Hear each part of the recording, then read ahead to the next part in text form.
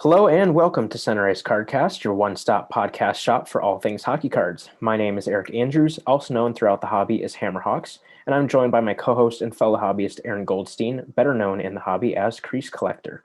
So just to start off the episode and 2021 as a whole, I just wanted to quickly touch on the newest product to hit the market, with that being 2020-21 Upper Deck Synergy, and that released on Thursday, January 7th. And obviously, Synergy is kind of a debated product. Some people really like it, some people really hate it. There are definitely arguments for both sides, and it's just a very polarizing product. But like any product that comes out, we just wanted to talk about it really quickly. It's pretty much largely the same as kind of what we've come to expect in the last few years. So we're not going to go super in depth about the product and what's included this year. Obviously, the returning staple content are those acetate foil board base cards and parallel cards. In my opinion, that's really the kind of the big draw of the product every single year, especially those super short printed base cards and rookie cards, just being numbered out of super low numbers. I know the rookies this year are either out of 11 or 21, depending on the player, and those are certainly, pretty desirable and obviously rare cards to be chasing after for sure. A lot of the inserts, some of them are coming back, from past years, like the Cast for Greatness and the Journey cards and a few others. One notable new addition to the insert lineup this year, there are a few new inserts, but the one that stood out to me the most is the Synergy FX inserts. They kind of remind me almost of the Ultra EX cards in a way, kind of just with that standard base design, and then they do have colored parallels of those as well. Like I said, it just reminded me of those Ultra EX cards from back in the day. And I don't know if that was really the inspiration for them or not, but just thought that was kind of a neat little addition to the product this year. And then, of course, for me, the big thing that stands out is there are two more Nicholas Hjalmarsson autograph cards in the product, which is awesome, as he was included in the Synergy Autographs insert set. And then that card also has a red parallel numbered out of 49 as well. Aaron and I were kind of joking that it would be really nice if he was pictured wearing that Kachina style black alternate Coyotes jersey on the card, and he is. So I'm definitely happy about that and looking forward to picking up both of those cards at some point, hopefully in the near future. There have been copies of both of those cards that have popped up on eBay so far, but they're overpriced at this point. So just going to wait it out until some show up for reasonable prices. But yeah, those are nice looking cards. And just in general, I think Synergy is, a pretty nice looking set, especially for those base and the base parallels. Like I said, some of the inserts are kind of, take it or leave it. In years past, there have been some inserts that definitely just don't really feel like Synergy inserts. But I think this year it kind of seems like most of the cards in the product really feel like Synergy cards, and they just fit well, from a design standpoint. So, from what I've seen of the product this year, I think Upper Deck, did a pretty good job on it. And yeah, definitely looking forward to picking up those couple Hjalmarsson cards, as well as Ryan Dzingel also has a red autograph in the product as well. He doesn't have a base of the autograph, and kind of strangely enough, he's actually a short print within that red autograph checklist, being numbered out of 25 instead of out of 49. So I'm kind of assuming it was just kind of a sticker dump, and they're kind of just trying to use up what they had left of him, which, might not have been all that much if he just has, the parallel card that ended up being a short print. So, but yeah, that's kind of my quick thoughts on the product. Aaron, is there anything that you want to add about Synergy? Not much. You pretty much covered everything. For me, Synergy was a product when it first dropped a couple years ago. That was something that I really didn't, take a liking to very well. The cards just looked for me just really odd, I guess. I guess just very different and unique. But I did pick up a few cards from my collection, just a few base cards and some parallels, and they really do look good in person.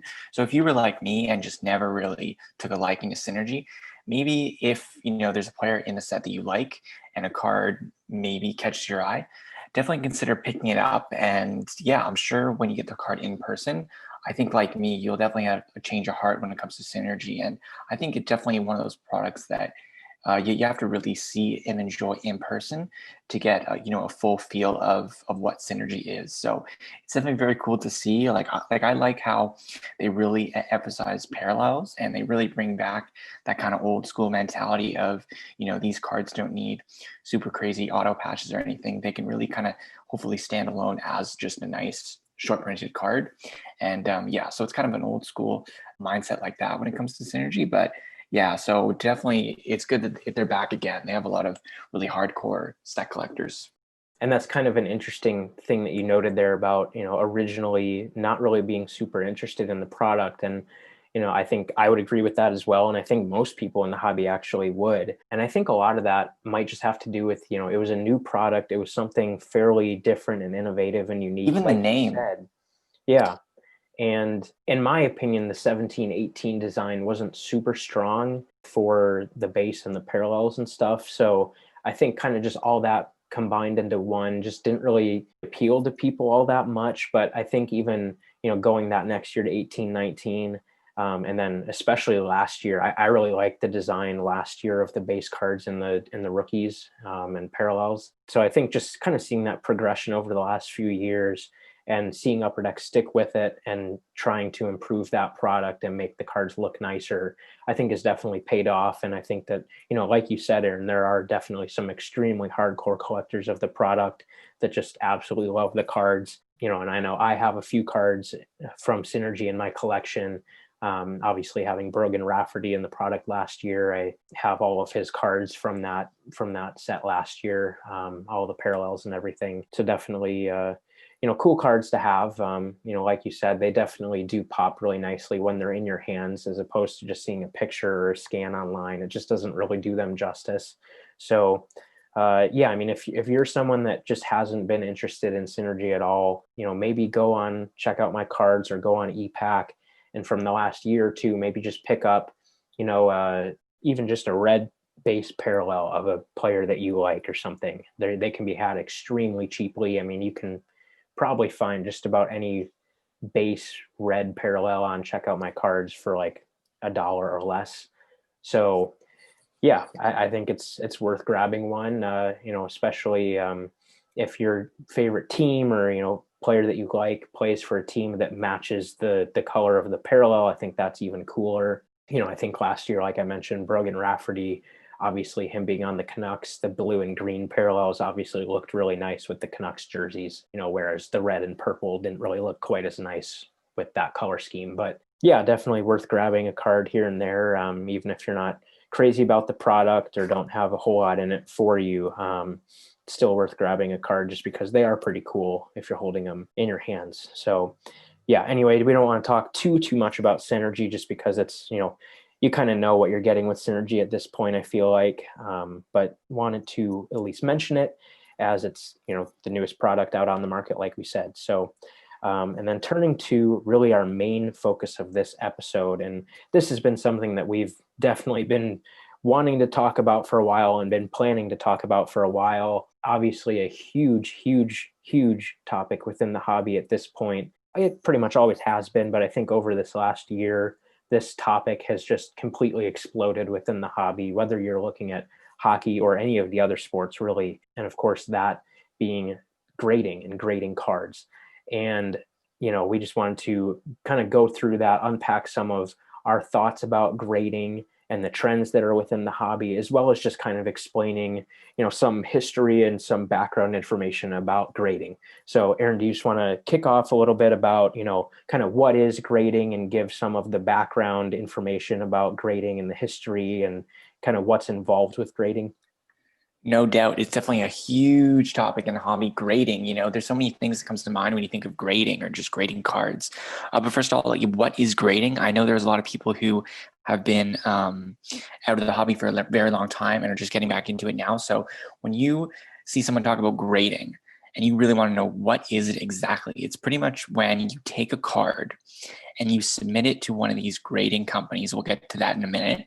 And they slab your card in just this thick plastic protective case. And what that does is that preserves the value through the condition of the card. So you'll see the grading number at the top of the slab. And so these companies assign a grading from 1 to 10 for your card based on the various condition attributes of that card that you're submitting. So that's exactly what grading is. It just instills the permanent condition of your card through slabbing it in these big protective cases. And a lot of times people grade their card for a variety of reasons. A lot of the times, especially right now, it's due to increase the value of the card. If you have a card that has a very high print run and it has tens of thousands of cards out there, you might want to get your card to stand above the rest. And so you would have that card graded. It would be assigned a certain grade, hopefully, a very, mint or near mint grade, or maybe even a pristine, quote unquote, perfect grade, in order to help your card stand out from the rest and therefore increase its value. So that's part of the reason why people grade cards primarily, is to help increase the value. Some might say that the process of grading is almost like manufacturing value. You take these cases that are, of course, manufactured, and you assign a grading to this certain card that might look like thousands of other cards. And because it's slabbed, it gives it this artificial value now on the secondary market. A lot of people have their cards graded as well based on just to have their personal collection all like neat and tidy and protected, and they're not really concerned about value. It's just more of a protection thing. But primarily we see grading go hand in hand with investing or just card values, because if a card is graded, primarily they are set up to sell that way. So that's pretty much a rundown of what grading is and why people traditionally grade a card. Yeah, I think that's a pretty good way of explaining, what grading is. As far as kind of the most popular grading companies, there are definitely, all kinds of grading companies, and there are, probably even more out there than most people even realize. But when you're looking at, pretty much the big ones, you're looking at Beckett, you're looking at PSA. Those are probably the two main ones that come to mind for most people. But there are also companies like SGC, MNT, and KSA that are, generally respected, to varying degrees. But yeah, really Beckett and PSA are probably the two big ones at this point in the hobby that most people are familiar with. As far as some history about grading, it started in the 90s, and PSA was the first company that started grading on a widespread basis. And, some of you might be familiar with the story, some might not, but the first card ever graded was one of the Honest Wagner T206 baseball cards. Legendary. Yeah, I didn't know that was the first graded card, actually. Like, that's some cool information right there. Like, obviously, that card is huge just in sports, but I had no idea that was the first card graded. Yep, it is. So That's awesome. if you look up on their registry, it's PSA 000000, however many zeros, One. one. So That's awesome. That's so cool. yeah, pretty cool. That was in 1991, and PSA was really the only grader for a while. Beckett got in the game in the late 90s as well. And then, there have been other companies that have popped up in the time since. So that's kind of just a little bit of the history of that. And, like we mentioned, like Aaron mentioned earlier, the point of grading cards and why these companies exist is not only to protect those cards and, also to compare the condition of a certain card to other copies of that same card. So in the event of that Wagner card back in 1991, obviously that was done for protection and also just to, kind of establish, hey, this is, not only an authentic card. I mean, that's another very important aspect of grading as well that we didn't mention earlier, but, giving, assuring that authenticity of your card. Because fake cards are, unfortunately a pretty prominent issue in the hobby right now, especially when you're talking about those big name rookie cards. But then also just, establishing, hey, this is the condition that this card is in compared to other cards, within that set or, of that same card. So, that's just a little bit of the history of it.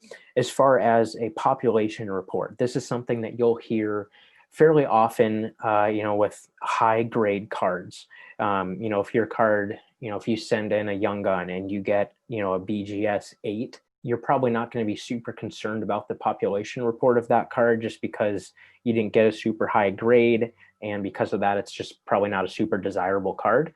Whereas, if you get a 10 pristine, or if you even get a black label 10 from BGS, or if you get a 10 gem mint from And PSA. what is for those listening who don't know what a black label is, what exactly is a black label 10?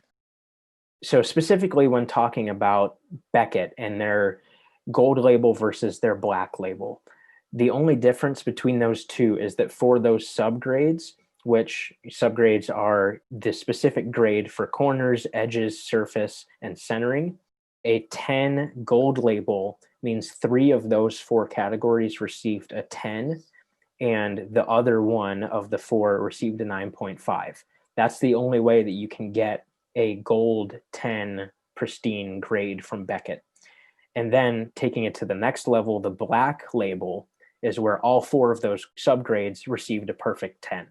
So a black label from Beckett is basically, this is a flawless card. There is nothing wrong with the card. And they're saying it's perfect. Like, we know that grading in itself, and these are graded by humans, by the way, is subjective, but they're telling us that card, a black label 10, is the perfect card. Right.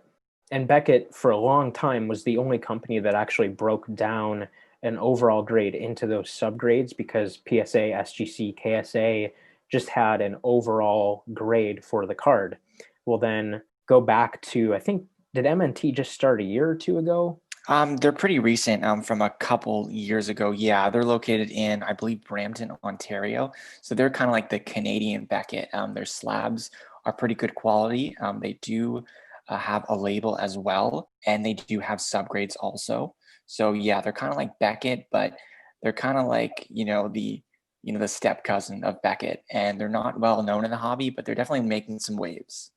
Yeah, and they pretty much at this point, I mean, I'm sure that they, have a lot of other sports that they have graded as well, but I would think that at this point, hockey is really the main target for MNT because they are Canadian based. And Yes. a lot of American collectors that are collecting baseball, basketball, football are going to be more familiar with Beckett and PSA, and that's just what they know, and that's what they're going to do. But yeah, it is interesting to note MNT is, kind of an up and comer in the grading world.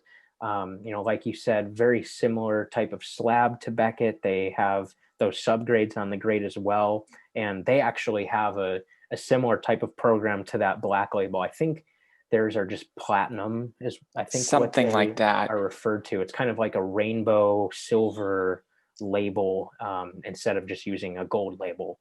So but yeah, they do have a very similar type of program to the Beckett Black Label as well. So that's just something to note. But anyway, getting back to population report, which is kind of where my whole point stemmed from before going into that subgrade tangent. But population reports, which you'll see sometimes just referred to as POP, is identifying how many cards, how many copies of that card have been graded at that level. So let's suppose, you send in a card and you get a black label 10 from Beckett, and there are only 4 total, including yours, that have received a black label 10 from Beckett. Well, then that's a pop 4 card. There are 4 of those black labels within the population report of that card. So that's what that means. And then Aaron mentioned, the premium that graded cards can command over just a raw copy.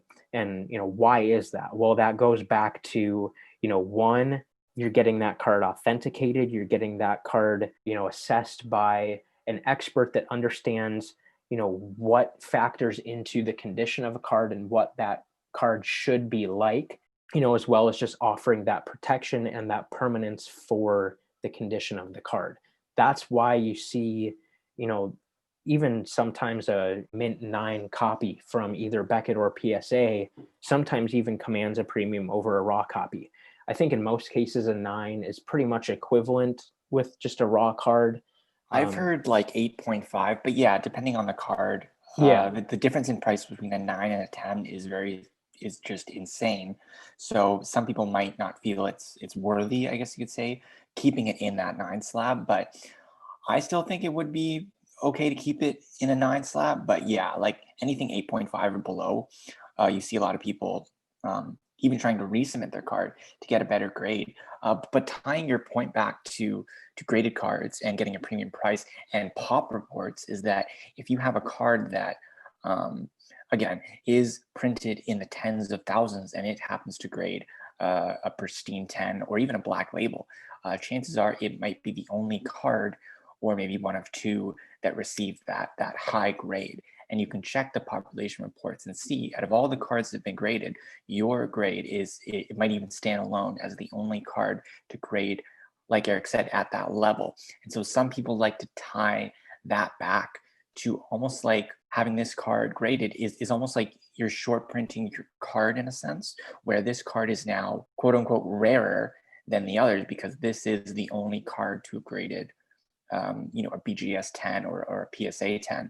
And so they like to say that, oh, it's a pop one, which almost makes it like a one of one, which I don't personally agree with, but some people like to frame it that way, in eBay listings and things like that, or collectors who really collect only graded cards.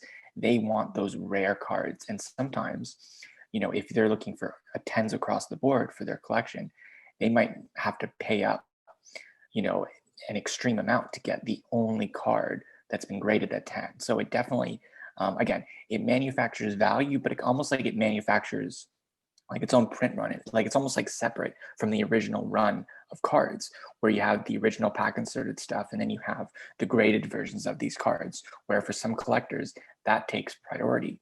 So if I'm a collector again, and I want to put together a set, or I'm player collecting a certain player, and I want this card in a 10 and only a 10, if there's only been one copy in history that's graded a 10, and there's a lot of collectors going after that one card, that what kind of drives the price up for that. So it manufactures its value in a few ways. And one of those is the pop reports. And if you have a card that it kind of stands alone, you're definitely going to have to pay up. And that's why you see the prices that we do.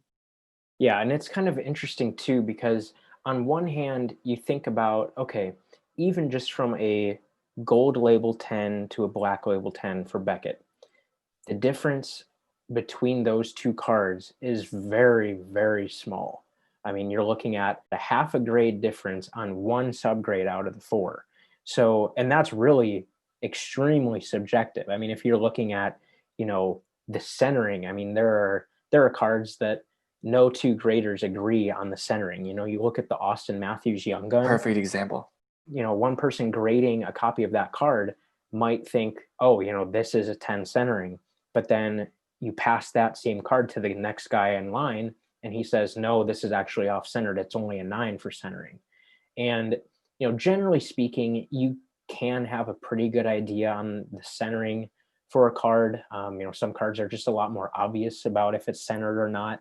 But that, the Austin Matthews Young Gun is one specific example that for whatever reason, it seems like no two graders really agree on what is perfectly centered and what isn't, even though, if you really do assess the print run of the Matthews and look at enough copies, you can get a good idea of this is how the centering is supposed to be.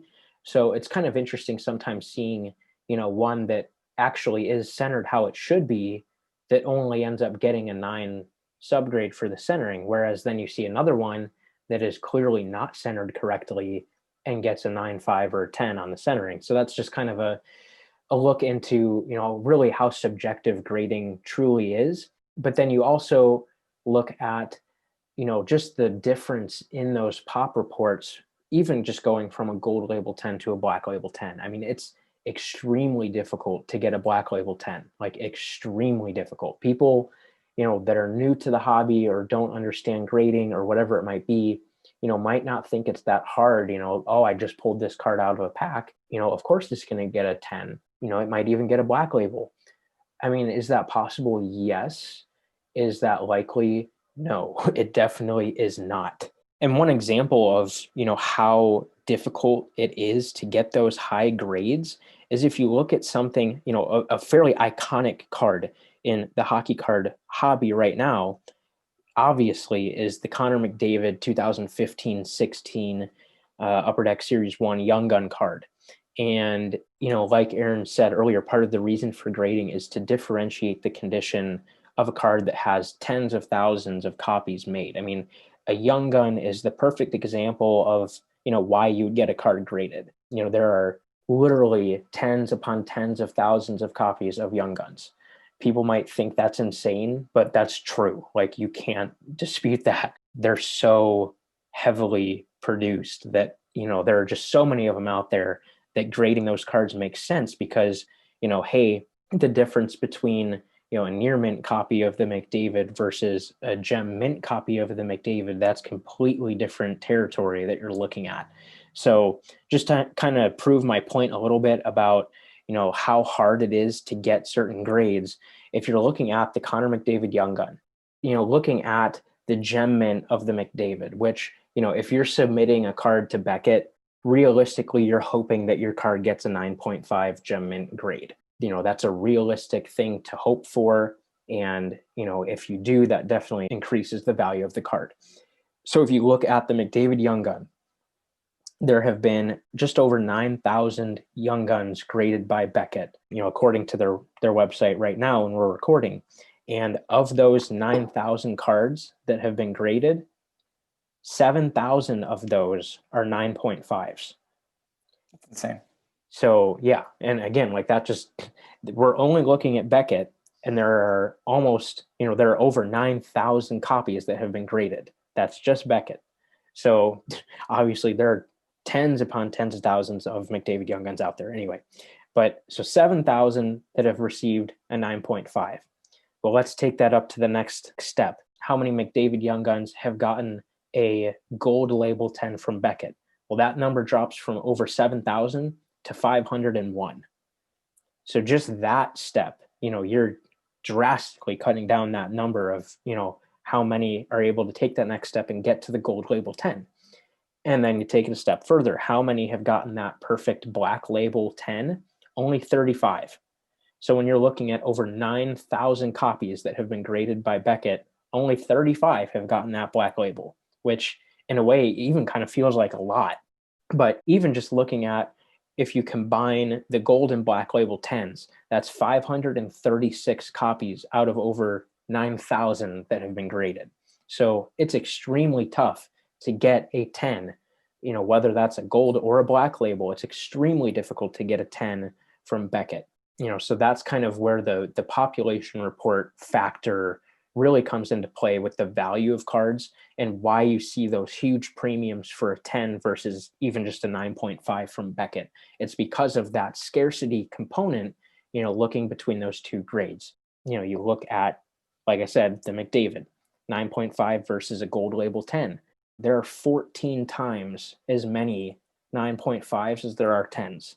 So that's why you see that huge premium being paid for a 10 versus a 9.5, and why you even see a premium being paid for a 9.5 over, a 9 or just a raw copy, is because, it did get that 9.5.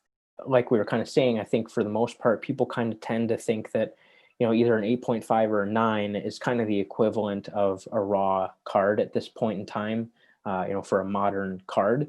So if you're getting that 9.5, you are taking that next step up. And that's why even just a 9.5 does command a premium over a raw card. So, that's kind of just to illustrate that point about population reports and stuff like that, and why graded cards do end up having that premium versus a raw copy or a lower graded card.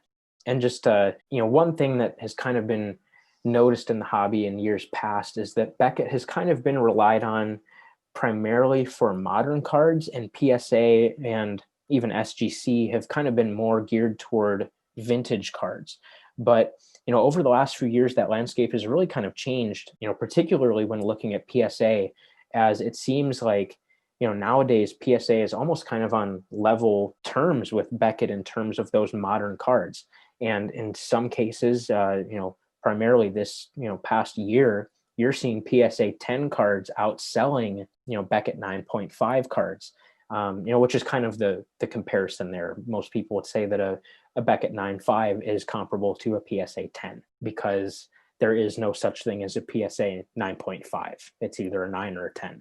they do half grades, but that's lower in their spectrum. So yeah, for PSA, you either get a 9 or a 10. There's no in between. So most people would agree that a PSA 10 is fairly equivalent in condition to a BGS 9.5, but we have seen over the last year or so, especially with modern cards, that PSA is outselling BGS copies and are just more desirable as well. So I think, like, if I can just jump in real quick, like, I think a lot of that has to do with the fact that PSA doesn't have any subgrades for that 9 to 10 range as far as the grading goes, because a lot of people in the hobby right now are just looking for that 10 and that quick flip, that quick, like, how much money can I make as fast as I can possibly make it. So I think with BGS being so overrun in submissions, and same with PSA, I think collectors are just looking, okay, what is, if I send in a bunch of cards, statistically, if you look, like, I might get a 10 like more often if I send it to PSA versus BGS, which might be a little bit stricter. They might give me a half grade on the 9.5, which is still a very good grade. But again, with a lot of new collectors coming into the hobby, they see a bunch of high PSA 10 sales, and PSA is always like in your face in a way. And so collectors, just investors, are just sending all to PSA, and they have, I'm sure right now it's kind of equal between BGS and PSA as far as like a turnaround time for getting your cards back. But at one point, PSA was the leader on that. So people were getting their cards back faster, I believe, and with a higher chance of getting a 10 to move it as fast as possible. So I think just this whole hobby landscape, and investors coming into the hobby and things like that, and people wanting to make a quick buck or get that PSA 10 rating of their player. I think that partly, I think, contributes to the shift we've seen in the market, and how BGS and PSA was both very different. BGS was modern and PSA was vintage. Now we're seeing that blur the line a little bit, and we're seeing PSA for both vintage and modern just become so significant. And if I was BGS, I wouldn't be really worried, because I think things will even out eventually. But right now, just you're seeing a lot of PSA from both sides, like whether it be vintage cards or just modern cards, even with Lafreniers and stuff, or someone's box breaks. You're seeing a lot of people saying, should I send these cards to PSA, or what cards should I send to PSA? So, and they're talking about modern stuff. So it just, a lot of factors are involved, but yeah, you've definitely seen that shift in the market where PSA is gaining a lot of ground in modern, which for those who've been around the hobby for a long time, like, it is pretty surprising. Like, for me, it was always, or you hear from experts who know a lot more about grading than I do, saying BGS is modern, PSA is vintage. So it definitely surprised a lot of people, myself included, when you look at the market and see a lot of these PSA slabs out there for modern cards. So it's definitely cool to see. It's something I never thought I would ever see. Yeah, and I think your explanation for why that is really good and true for sure. Is that I think a lot of people would agree, for reasons that we've already said, that getting a 10 from PSA is a lot easier than getting a 10 from Beckett. So, and then factoring in, turnaround times and things like that, it makes a lot of sense why people would want to send their stuff to PSA instead of Beckett, in terms of a investment standpoint, or, just flipping something really quick to get as much as you can. To some people, a PSA 10 is much more desirable than a BGS 9.5.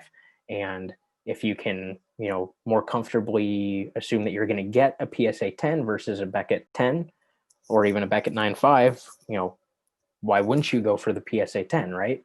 So, especially if you can get the card back quicker. And that's kind of another thing that we'll talk about later, is those turnaround times.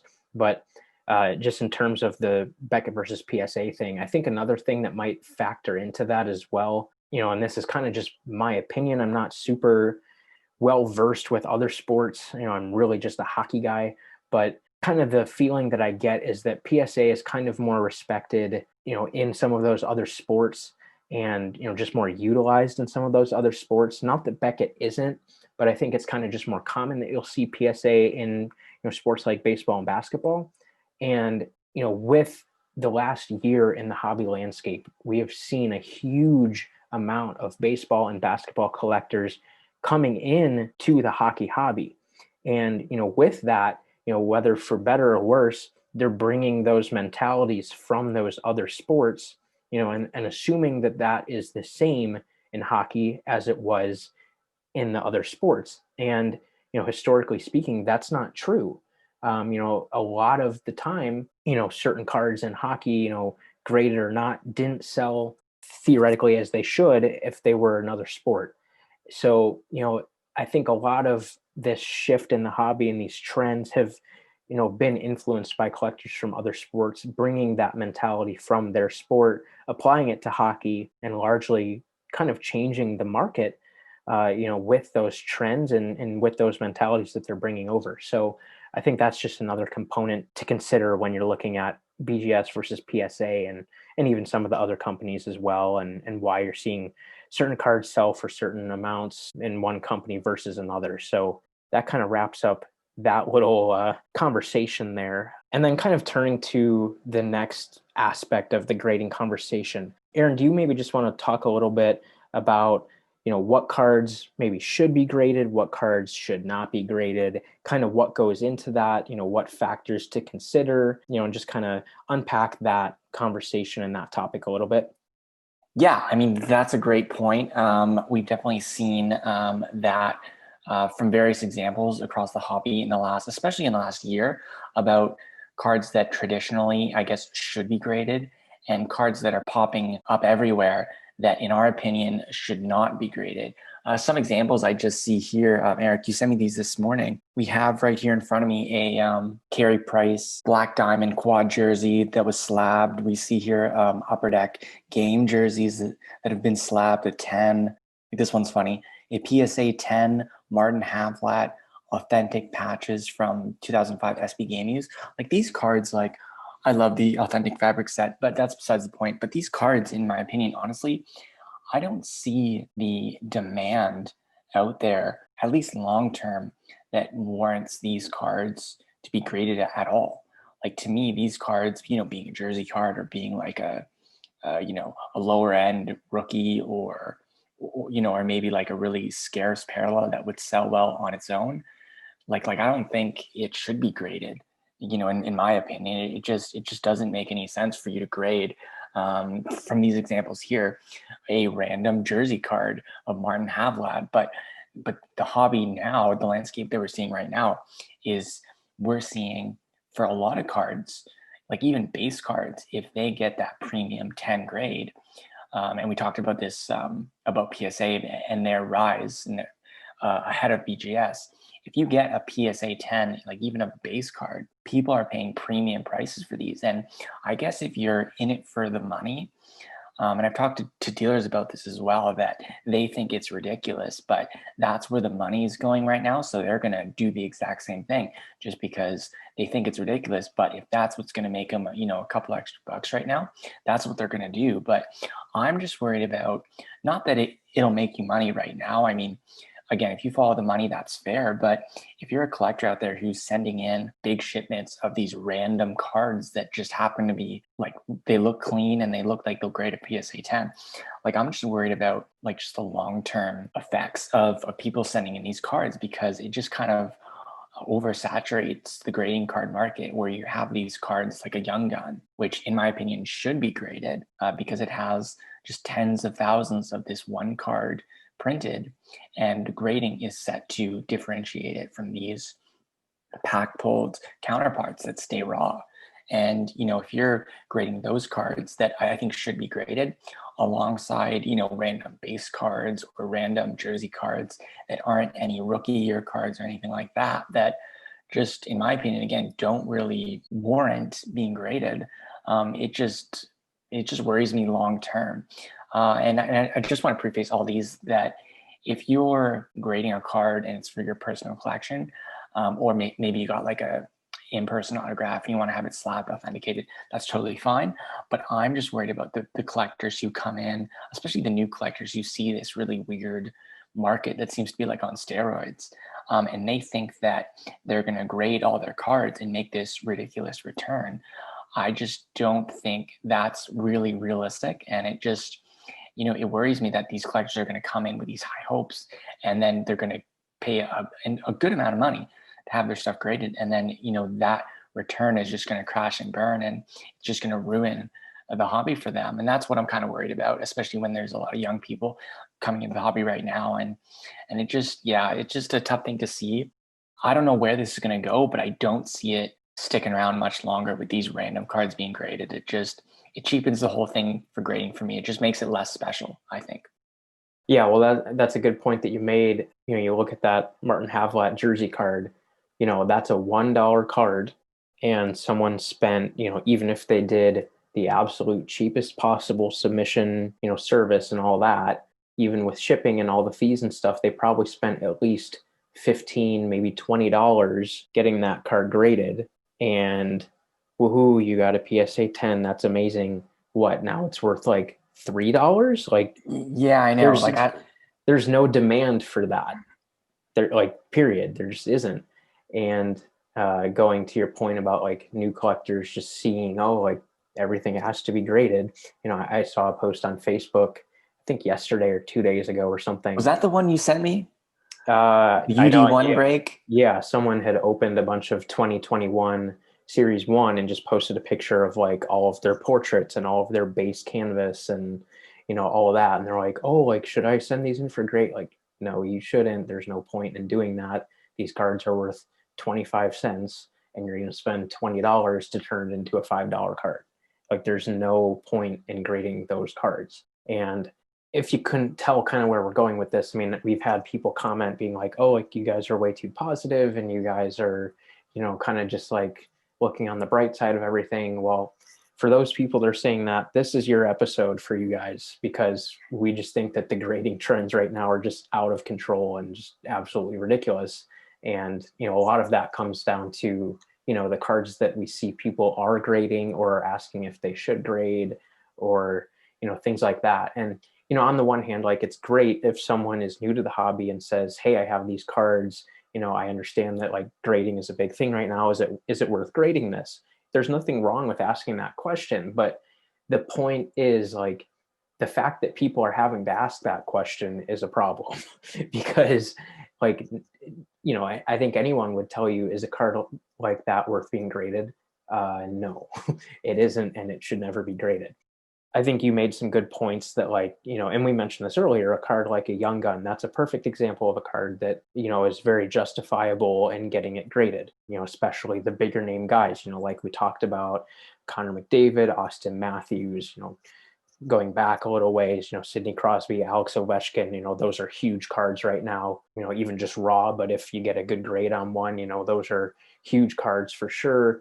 And even going back to, prior years of Young Guns and even some more current Young Guns and stuff. I mean, those are, very clearly cards that deserve to be graded.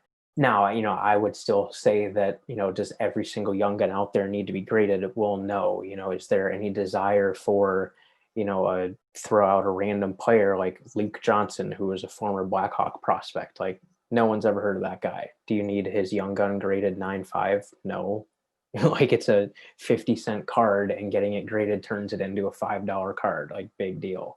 But, any prospect with big upside, or any player that's really established themselves as a legitimate star player in the league, and it doesn't even just have to be those superstar big name players, but, even just those star level players, I don't have a problem with seeing those cards graded. That's fine. That makes sense. And it is a card like the Young Gun where it, that's kind of the right place to do that. I don't know what you think about, kind of what shouldn't, be graded, Aaron, but to me, and again, to clarify this, we're just looking at kind of the market aspect of it. Like Aaron said, if you want to get cards graded for your own collection and you're just going to keep them and you just want the protection component of it, whatever, that's completely fine. Like for me, when I sent in some cards, it's been a long time at this point, but I sent in a group of, I think, 6 cards to be graded. And one of those cards was a Jacob Slavin Young Gun. And that was just because, I have probably about 50 copies of it and I don't have a graded copy of it. So I just said, hey, I'm going to pick out the best looking copy that I have and send it in and see what I can get, and just, have something a little bit different for my collection. I obviously have no intention of selling that card, even if I somehow got a black label on it, which, again, I'm not expecting that. But, there's no reason for me to sell that. It's just for my personal collection. that's fine. But if you're doing it with the intention of, oh, maybe I'm going to trade it or sell it, whether the day you get it back or just down the road, increasing value, that mentality, there's really no reason to even grade a card like the Slave and Young Gun that, on any normal day is going to sell for $1 or $2, just because the demand for the card in general isn't like super high, and again, like a graded version of that card isn't going to, have all that much demand either. I mean, there will be some, but not a lot. And, and for context, the rest of my submission, the other 5 cards, there were 3 Austin Matthews Young Guns, a Connor McDavid Young Guns, and then a Carter Hart Upper Deck Ice rookie numbered out of 99. So to kind of, explain that, obviously, like we talked about the McDavid Matthews, that makes sense. But the Carter Hart, is a high end rookie card of a top end rookie from that year. So, to me, that makes sense to get that card graded, not only just from a value component, but also a protection standpoint, because those ice cards, are notorious for getting surface scratches and things like that. So, I think a card like that definitely makes sense to get graded. So kind of my general scope on the topic is higher end players, their rookie cards, and that can be anything. I mean, that could be, if you want to grade a McDavid OPG rookie, okay, that's fine. I can understand that. That makes sense. I personally wouldn't do it, but I can understand why you would, all the way up to, a Cup RPA out of 99 of McDavid or Crosby. Obviously it makes a lot of sense to get a card like that graded, and everything in between, your Young Guns, your Future Watch autographs, your Ice Premieres, and really any rookie card, I can see, there being a reason for doing that for big name players.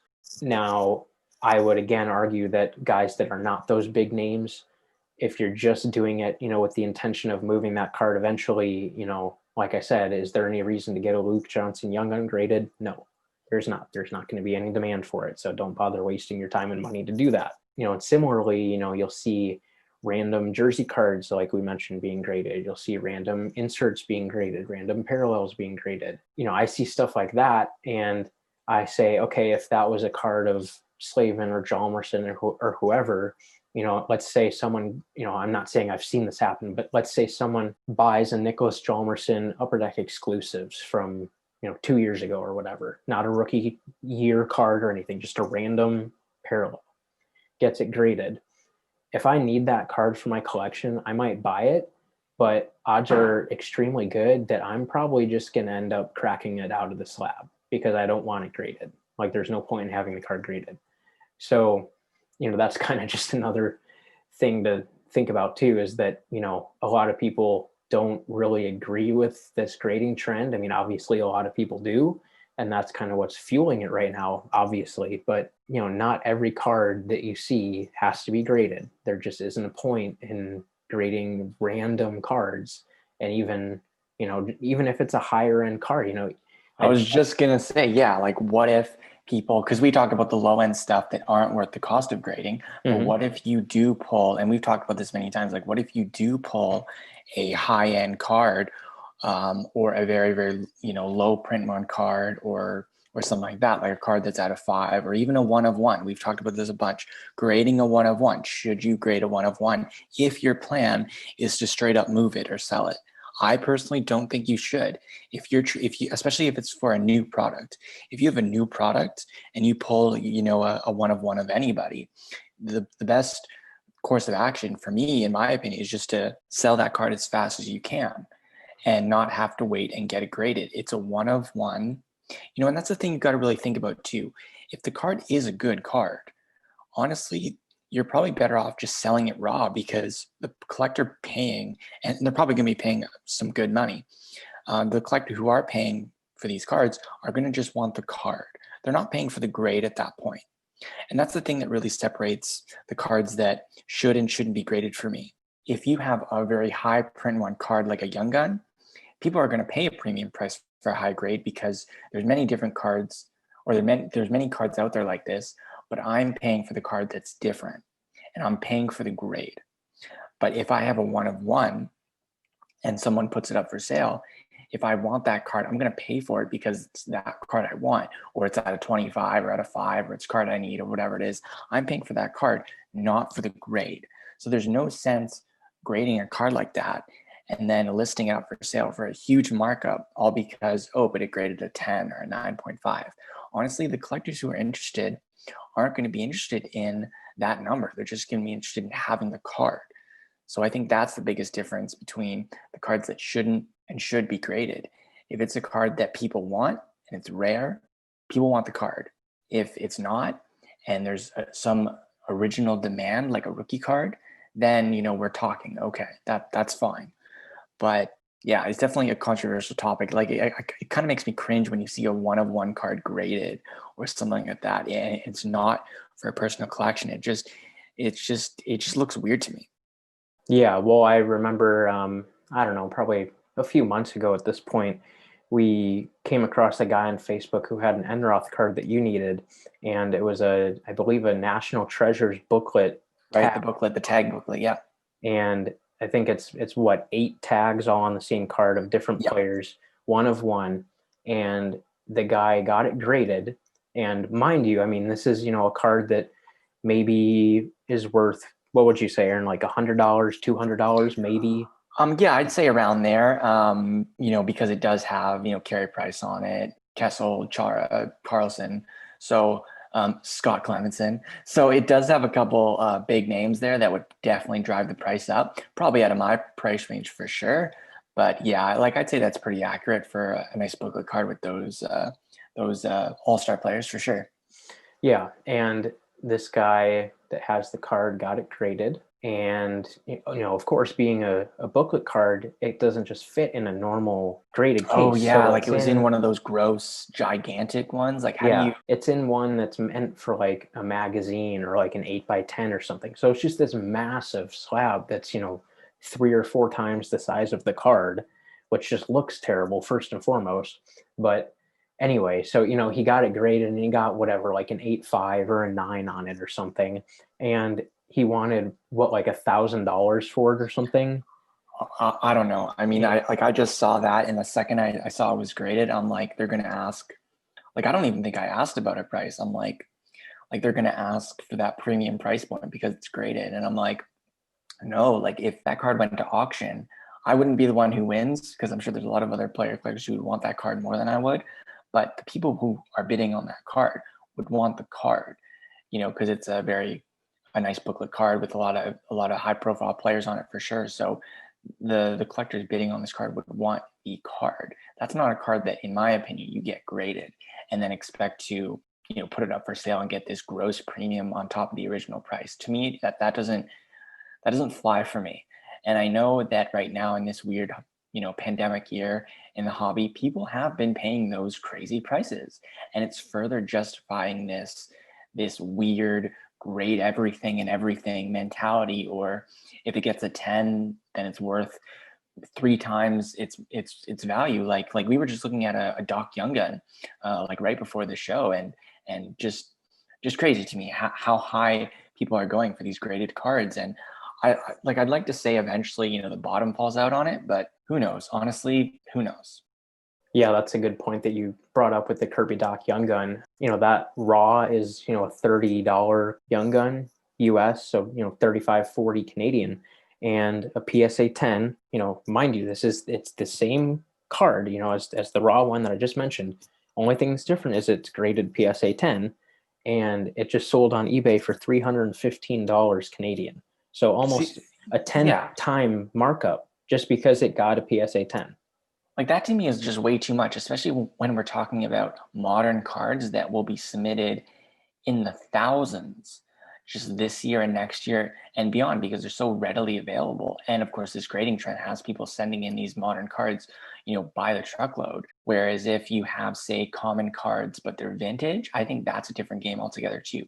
If you have any vintage card that you want to get graded, I think any vintage card is fair game, even if it's a common, because there is value in these common cards grading, say, a 9 or 10 because of course, their age, and having a card from that time period in that very good condition does warrant a price increase. That's totally fair. Going back to the pre-war era cards, of course, any grade on those are amazing. Just because, having one that exists in front of you from that time period is just insane. And as you go like the 60s, 70s, even 80s, of course, like there is a demand for that. And we're seeing now, even with the increase of the 90s, where the junk wax era was, people are still paying crazy prices for those. But any card after the 2000s, you really have to pick your battles with graded cards, I think. Again, this whole grading everything and everything mentality is just, yes, they're seeing some great returns, no doubt, because a lot of money is coming into the hobby for sure.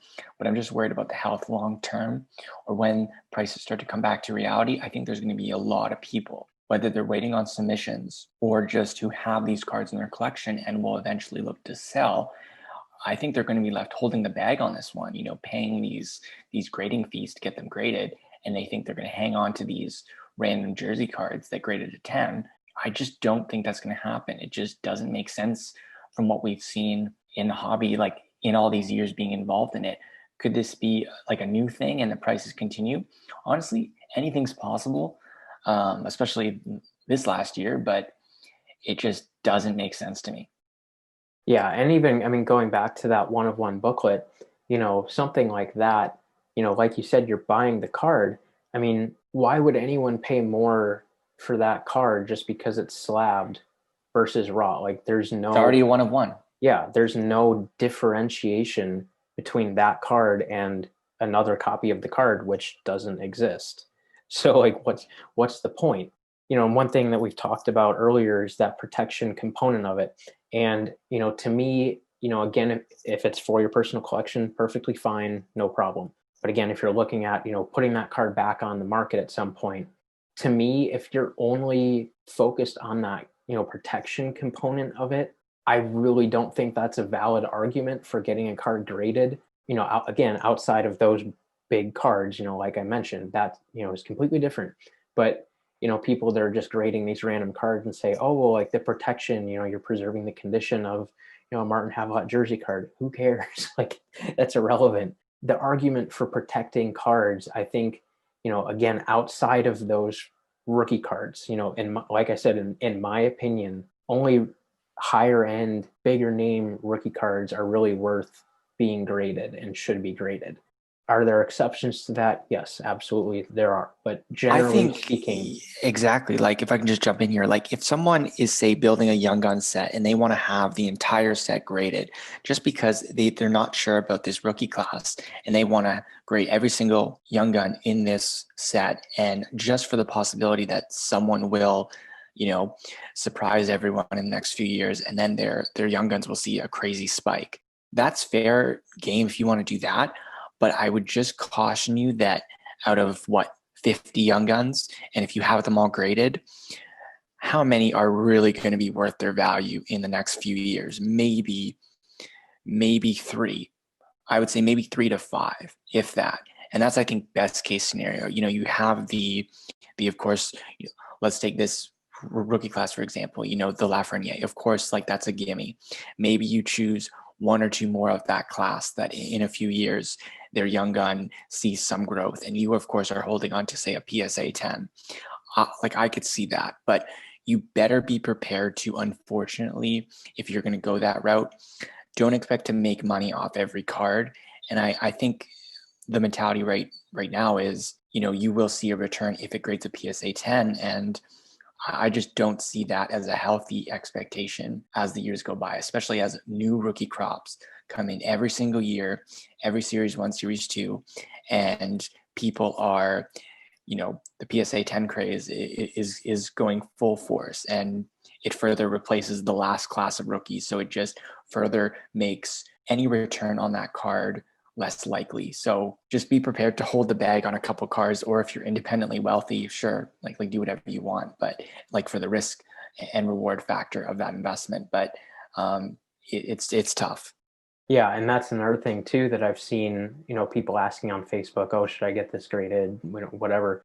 I always get a kick out of whenever it's a brand new product and, for this year, let's throw out Lafreniere, okay, because yeah, you're probably gonna make money on that if you get it graded and it grades well. But look at pretty much anybody else. And let's say you pulled, a Young Gun exclusive of, someone mid-range. I'm not even gonna give a name, but let's just, say a guy that's definitely decent. He's not a common name, but he's not Lafreniere either. And you pull that Young Gun exclusive and oh, I gotta get it graded, so you send it into Beckett, you get a 9.5, and you paid however much money, and at this point you would have had to, either pay for a super premium, submission service level, or the card is still at Beckett, and by the time you get that card back, odds are good that that card has already dropped so much in value that even with the raise that you might be getting from that grade is almost just like canceling it out. And then, you spent the money to get it graded, and were just waiting for however many months to get the card back. Like, I just laugh whenever I see that happening, because it's like, what is the point of doing that? Like, you just wasted your money and time for nothing. And if they choose to sell on eBay, they have PayPal fees, they have eBay fees as well. So it just further takes away from any sort of profit that you might have had. And to me, it just doesn't make sense for that, for that small profit margins. Aside from, of course, the Lafreniers of the world, but for these other guys, it just doesn't make a lot of sense long term. Yeah. And, this was all kind of just a tangent, but, what I was saying earlier, from the protection aspect of it, to me, for that to be a legitimate claim, a reason to get something graded, that card raw probably has to be at least like a $1,500 to $2,000 card to really warrant that argument. If you're looking at, say, like we said, like a one of one doesn't need to be graded, but say got super lucky and you pull a Connor McDavid, rookie year exquisite shield auto. Obviously, that's a card that is worth getting graded, because you do want to protect a card like that as well as you possibly can. And getting that card graded is not about the grade at all. It's about getting that card protected as well as you can get it protected. And, I use that card as an example because I know that that card has been graded. And that's a perfect example of, yeah, just get the thing graded to protect it, because, you don't want something to happen to that card. Something crazy happens, it gets dropped and the corner is dinged up, and then that card is more or less ruined. You don't Didn't want that that to happen happen. to a famous Ovechkin shield actually? Like one of his, I want to say ultimate shields, like from his rookie year, is crazy damaged, and I think it came out of a pack like that. And I believe it is slabbed. I think now it is slabbed, but yeah, Upper Deck wouldn't replace it at the time because it is such a big card. You can't really replace anything like that. So the seller just decided to keep it, and I think it has changed hands a couple times. But yeah, like there is a strong need for protecting a card like that for sure. Right. And, like I said, anything in that price point, something that just really valuable, yeah, you should be protecting your investment. And even if that's just a card that you're keeping for your collection, it's still an investment, because you're investing a lot of money in having that card. Presumably, if you bought it or traded for it, you gave up a lot to get that card. And, even if you just got lucky and pulled a card like that yourself, and you only spent, whatever, a couple $100 or $500 or whatever it might be on the box, and you pull a card like that that's worth multiple thousands of dollars, you're still going to want to protect that card the best you can. So, I think anything in that level is a completely different conversation and perfectly justified in getting stuff like that graded. I mean, that's another component of it too, is, if you're sending in big dollar cards, just the Yep. stress that goes along with that of, oh, is it actually going to get to the company? Are they going to not damage it? Is it going to make it back to me? All that is definitely something to consider as well. I mean, that the package, or the group of cards that I submitted, at this point back in September, and here we are in January, and I still don't have my cards back for what it's worth.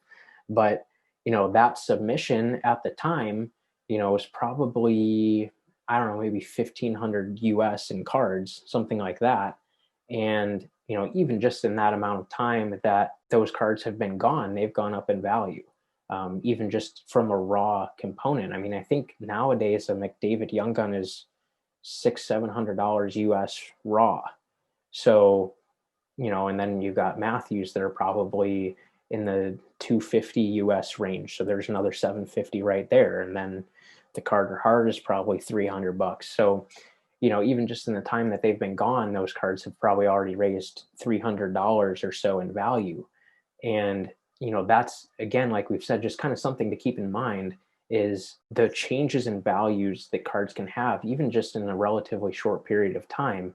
And if it's a new release, generally that value is going to go down.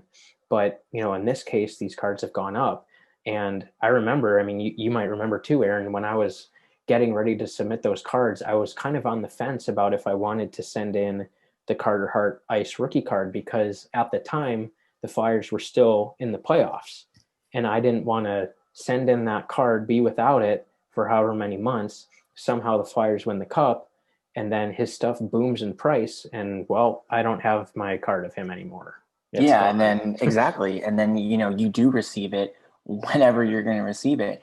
And, depending on what shakes up, that might have been, the pinnacle of his value, or if he made a final or something like that, but didn't win anything. And yeah, and then you missed the boat on this crazy spike in value for Carter Hart. And then by the time you get it back, yeah, it probably had some small increase, of course, and now it's graded. But yeah, you missed the boat on that big time explosion of value. So that's a risk I guess you pay right now with grading in today's market, because the turnaround times are just very, very long. Yeah, and luckily it worked out that, they got eliminated and I didn't have to sweat it out. I think Next year he'll win the cup. they got knocked out, I think, only a day or two after I sent them off for grading. So I was pretty happy about that. Not that I have anything against the Flyers, but I was just glad that I wasn't missing out on anything. Because like that Hart card for me is kind of an investment card that I'm not glued to having in my collection. So, that's kind of why I got it graded, is for that investment component to help raise the value of the card a little bit. But yeah, I think, like we've been saying, what should, what shouldn't. To me, it's generally kind of like the bigger rookie cards and just rookie cards in general of bigger name players. I mean, if you want to make the argument of, oh, grade a cup RPA, even if it's a common guy, okay, maybe. I mean, I wouldn't personally, like I didn't send in any of my Slavin cup RPAs or anything. But those cards are fairly rare. Like on a high end, you get 250 of them, and they have very, very nice attributes. They have the patch, they have the autograph, of course. They're from a very high end set, which of course commands like fairly high value, versus a young gun, of course. This card already has, like when you're talking about the RPA, like it already has very nice attributes to sell on its own. And if it's not a big name player, honestly, you're better off just selling it as is. Right, exactly. Because especially with a card like that, generally speaking, the thicker cards, patch cards like that, probably aren't going to grade quite as well as a thin card, just because there's a lot more card there that, can get damaged. And generally those cards are, not great with corners, so oftentimes thick cards like that, at most you're going to get a 9. And, there you might see a little bit of a price raise by having a 9, but But that might be a set collector too, like someone who's like maybe grading or collecting a graded RPA set. Like you never really know what people collect, or they want it for their PC or something. right, and that's fine, and that's a different conversation. But yeah, I mean, like pretty much we're just talking in the value market realm, not for your personal collection. Because like I think we both kind of agree, if you want to grade something for your personal collection, fine, no big deal. But yeah, I mean, a card like that, let's say someone grades a Jacob Slavin Cup RPA, and raw, that's maybe a $40 card ish, depending on the patch. And let's say it comes back an 8.5.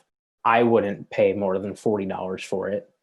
So like, what's the point of spending, whatever, 20 or $30 and waiting 5+ months to get that card graded, only to have it be worth basically the same amount of money? So yeah, I mean, I think to me, it's kind of, I would only ever grade those higher end, bigger name rookie cards, and I even have, some more expensive autograph cards, like a Wayne Gretzky or something, to me, those aren't cards that need to be graded. I can All Gretzky see. autos sell well. It's not even worth the extra hassle.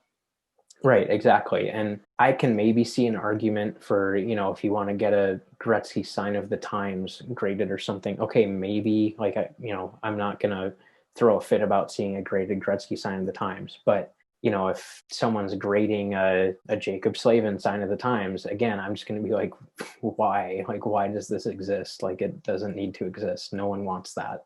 So I guess that's kind of my standpoint on like what should versus what shouldn't. Again, there are exceptions to the rule. There is going to be the odd, insert or just random parallel that, okay, fine, I can live with seeing that graded. That's fine. But just the spike in the number of cards that we see graded that just don't make any sense is just crazy. Going back to the random low end junk that's getting graded, I came across a guy who had posted a 2002-03 Parkhurst Retro base card. I think of Yuri Letnin, if I remember correctly. Nice. And, so it's a base card. It's worth a penny, 5 cents, maybe 10 cents if you're really lucky. And it was graded BCCG 10, which is kind of like some kind of like membership that you pay for and you can get cards, quote unquote, graded with this membership. I'm pretty sure that's how it works, but pretty much anything and everything that you send is going to get a 10. Like, it doesn't matter, so no one actually takes those cards and those grades seriously, because there's a big difference between a BCCG 10 and a BGS 10. Like, that's completely different. But anyway, going back to this Yuri Letnin base card, this guy had posted it up like, oh, got this Yuri Letnin card graded 10. I'm selling it for $40. And I literally just like laughed out loud, because it's like, do you understand that this is a 5 cent card that is just kind of in a fancy holder and the grade means nothing, and now you think it's just magically worth $40? Like, what? Yeah, it's just weird. And for those, the BCCG is the Beckett Collectors Club grading. So that's what that stands for, in case you're wondering. It's kind of like a low end submission service that they'll grade pretty much everything a 9 or 10, but the slabs are just not as protective, and they don't have that inner sleeve that Beckett's known for. And yeah, so just a lower end grading if you want to get a lot of cards graded like very cheap and all at once, and just bulk submissions to get them back as soon as possible. Not really worth it in my opinion, but you definitely see them floating around out there. But to me, I think, just to wrap up just our grading discussion, I think if the 90s were the junk era for cards in general, just there was way too much produced and the bottom fell out, and then you're left with a bunch of cards that people don't want. Are we seeing today, are we living through, the graded card junk wax era, or the junk plastic era, where a bunch of cards being graded, there's some weird demand for a lot of this stuff that we don't know why, but people are paying for it, and it just further escalates more people submitting these cards for grading. And at the end of the day, we're seeing a market that's oversaturated with graded cards that, in our opinion, don't need to be graded. And eventually the bottom will fall out and a bunch of people will be holding on to these cards, and there just will not be a market for it anymore. I think that's what we're seeing right now, and time will tell what truly happens. But I do truly think we're living in a graded card junk plastic era. Yeah, that's a good point. I mean, it'll be interesting to see what happens with it, because, going back to that Kirby Doc PSA 10, could Kirby Doc go on and be a superstar elite level player? Yeah. And as a Blackhawks fan, I'm hopeful that he can do that. And I think he's shown some signs that he can do that. But 315 Canadian for a Kirby Doc Young Gun, even if it's Plus, PSA 10, like, even what? if it's a PSA 10 and the PSA pop report is 1, like let's just say that was the very first PSA 10. Let's just say. I'm not sure if it is, but let's just say it was. And it garners some crazy value for being a pop 1, and the PSA craze is here, and someone wants to buck up and pay that money for a PSA 10. Great. But there'll be a lot of other collectors submitting to PSA or Beckett and getting back a bunch of Doc Young Guns, probably in the middle or late of this year, because their submissions are still out on this guy. And then these pop reports will increase, and people will still be thinking, oh, it's a PSA 10, it's over $300.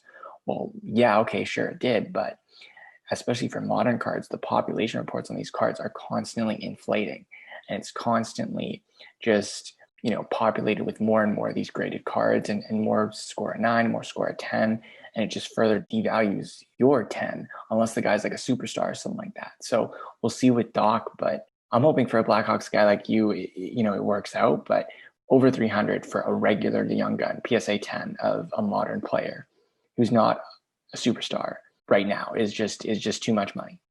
Yeah, and like you said, as the population report increases, there's just not going to be that same level of demand for them because they're more readily available. And I just looked it up, and there's already 63 PSA 10s for Kirby Doc Young Guns.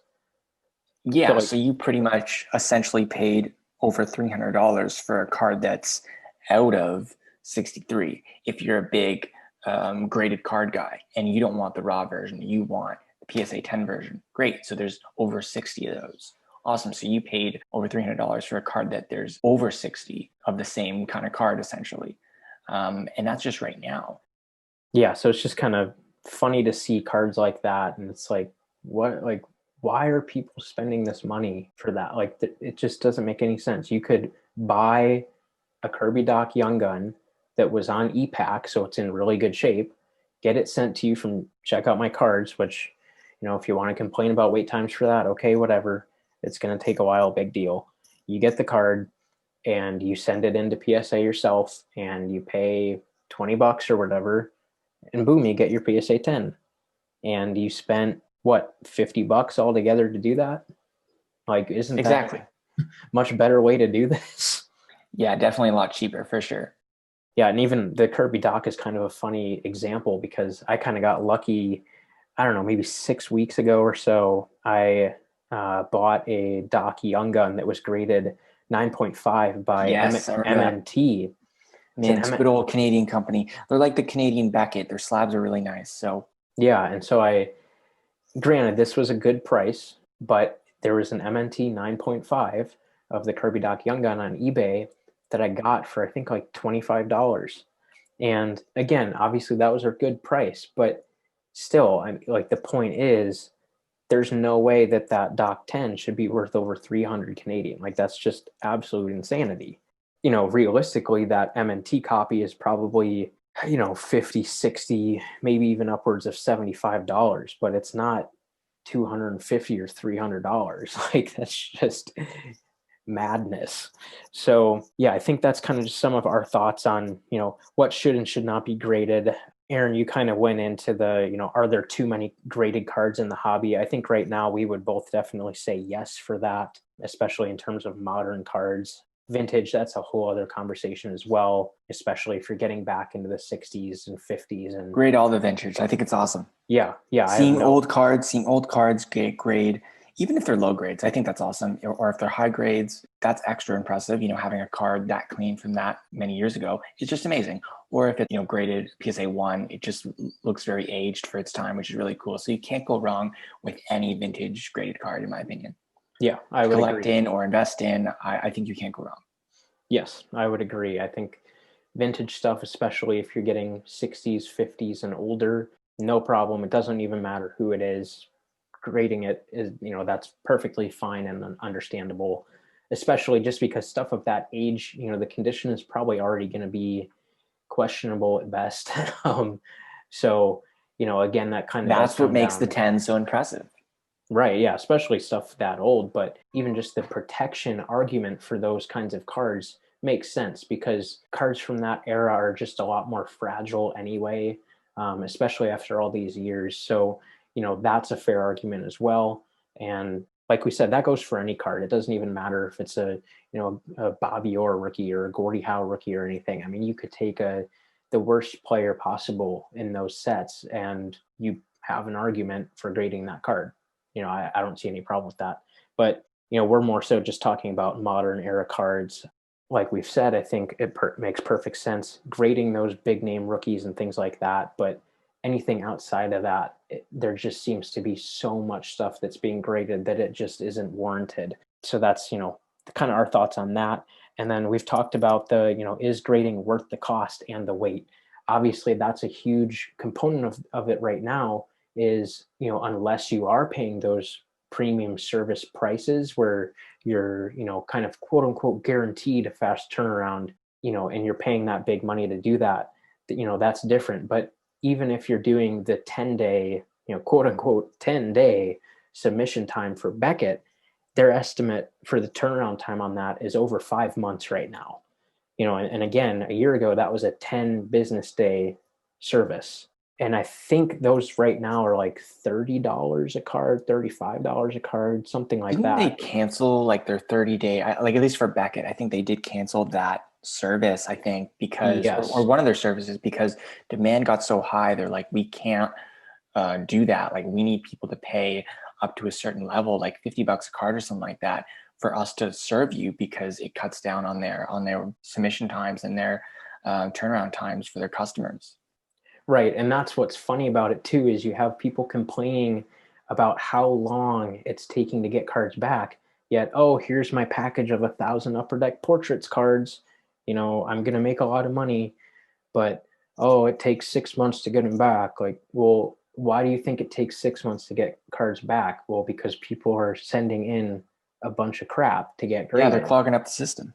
Like, that's part of the problem. Obviously, COVID is another huge problem with that, and there just aren't able to have as many people doing stuff, and all that factors into it, and that's understandable. But I think a big factor of why it's taking so long is because so much stuff is getting sent in, and some of it perfectly justifiably so, but a lot of it isn't. And that's, like you said, what's factoring into getting it so clogged up. And that's not even just Beckett, it's pouring over to PSA now as well.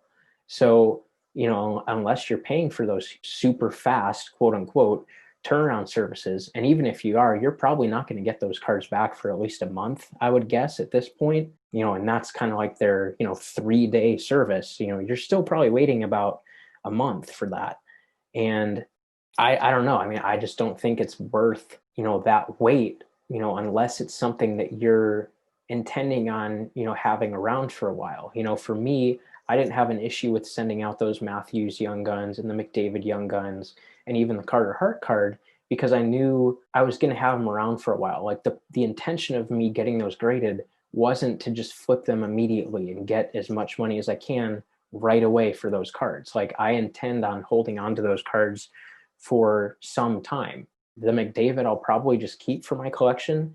The Matthews I'll probably sell those, whenever the Leafs finally get it together, which, may or may not ever happen. We'll see, and same with the Carter Hart. If either the Leafs or the Flyers can make a cup run, that's why I have those cards, is to sell them at that point. So, obviously sending in the cards at the end of a season, is kind of like the perfect time to do that, because you're buying all that time and knowing that you're not going to really even consider moving those cards until at least a year from then, pretty much. So, that was kind of my mentality of sending them in at that time. And I was perfectly fine with understanding, this is going to take a while. When I submitted them in, I think the submission turnaround estimate was, I think, around like the first week of December. And like I said, I submitted these in mid to late September. And here we are approaching mid-January, and I still don't have the cards back. And I have no idea when I'll get them back. So yeah, I mean, that's just another thing to think about, is you're going to be waiting a long time to get your cards back, especially if you are just doing, one of the slower services. Like I said, mine was the 10-day, quote unquote 10-day service. And, it's been, whatever, almost 4 months. So that's definitely something to factor in. The cost, I would say, depending on the card, is definitely justifiable. To me, is getting a McDavid Young Gun graded worth the $30? Yeah, it is. Absolutely. Especially if I get a 9.5 or somehow get a 10. Yeah, it's obviously worth getting, that grade for $30 and having to wait a few months. But, if you're wanting to flip something pretty quickly, or if you're just looking to make a quick buck, I'm not so sure that, quote unquote, investing in the grading path is necessarily the best way to go, especially if it's with a new release. Probably just isn't worth it. What are your thoughts on that, Aaron? Yeah, I think same exact thing. I think that pretty much the rule of thumb is, as far as grading being worth the cost or the wait, I think if you have like a blue chip card that it's not going to crash in value if you want to wait for this, who knows, this mystery turnaround time, and of course the cost involved with that as well. If it's a blue chip card that you know is not going to lower in value by the time you ship it out and by the time you receive it back, I think it's definitely worth the wait and the price. Aside from that, I think you're better off just selling raw, to be honest. It just doesn't seem worth it at this point. Yeah, I would agree. Yeah, I think that's pretty much all I would have to say about I think we're grading. good. It's been a lot, and grading. We didn't even touch on trimming or the fake slabs that we've seen in the market. Like we might have to cover that on another episode. Like the grading is such a big topic in the hobby, especially right now. But I think this does it for this episode at least. Yeah, yeah. I mean, I think we've unpacked our thoughts and feelings about grading, at least in certain contexts, like you mentioned there, pretty thoroughly. And I'll say, like, I definitely appreciate graded cards, and especially if they have a nice grade. I mean, I already have an Austin Matthews Young Gun in my collection that's graded 9.5 by Beckett, and I love having that card, and I love that it's graded. That's kind of going to be like my personal collection copy of the card, and these other three cards that come back, no matter what the grade, I'll end up moving those. But I really like having that card graded. I like having it in my collection. I don't have an issue with graded cards. As a whole, it's just seeing some of these cards that it's just like, why is this graded? It doesn't make sense. Stop it. Like that's kind of my feeling on it. And I think that with every single passing day, we're seeing more and more and more of that. And I think that's kind of what's the big concern to us right now. Like Aaron said, it's kind of getting to that point where it's like, is this going to end up becoming like a junk plastic era? And I can see that happening. I really can. I mean, I think there's just so much stuff being graded right now unjustifiably that I can definitely see that happening. So anyway, yeah, that's enough for this episode. Yeah, we've talked your ear off enough tonight. Yeah, I mean, if you have any thoughts on 2021 Upper Deck Synergy, which just came out, which you probably forgot we talked about, and of course, any thoughts at all about like whether it's grading, the different companies involved, any trimming or anything, definitely let us know. Anything that you want to know when it comes to grading, let us know, and we'll definitely reply. We love hearing from people, from our listeners, and we just actually passed 30,000 downloads in total when it comes to our podcast platforms. And of course, YouTube, adds a couple more thousand on top of that as well. So just want to thank you guys for the support as always. And yeah, we'll see you next week. Yeah, or whenever we record again, not super sure. A little update. I think Vesna Collection from President's Choice is still slated to come out around the 22nd. That's kind of just a rough estimate of when Dr. Price is hoping that people have the boxes. Obviously, he has no control over delivery times and stuff like that, but that's what his hope is that everyone, has their boxes on the 22nd. So I think pretty much whenever those boxes do arrive, we're probably going to record that night. I'm thinking, if that works for the three of us. So just to give you guys an update on that. If something changes with that, we'll let you know, but that very well could be the next episode that we do. So we'll see. But yeah, like Aaron said, we definitely want to hear from you guys on Synergy and about grading as well. And, even if you guys have any thoughts of, oh, I was thinking about getting this card graded, is this a card that you guys think is, worth being graded? We're happy to answer that. I think kind of what we talked about in this episode should help you answer that question anyway. But, if you're still not sure, feel free to, to ask us and we're happy to answer. But yeah, like Aaron said, I think that'll pretty much do it for this episode. We've definitely had quite a bit to say, and we appreciate you guys listening. Like Aaron said, our numbers have been awesome, and just very happy to see that, and really excited to see what 2021 has in store for the podcast, and hopefully, we'll see those numbers continue to grow too. We're definitely happy with where we're at, but we'd definitely like to see more people join in and just hear what we have to say, and hopeful that we can share more with you guys and just be contributing to this hobby as a whole as well.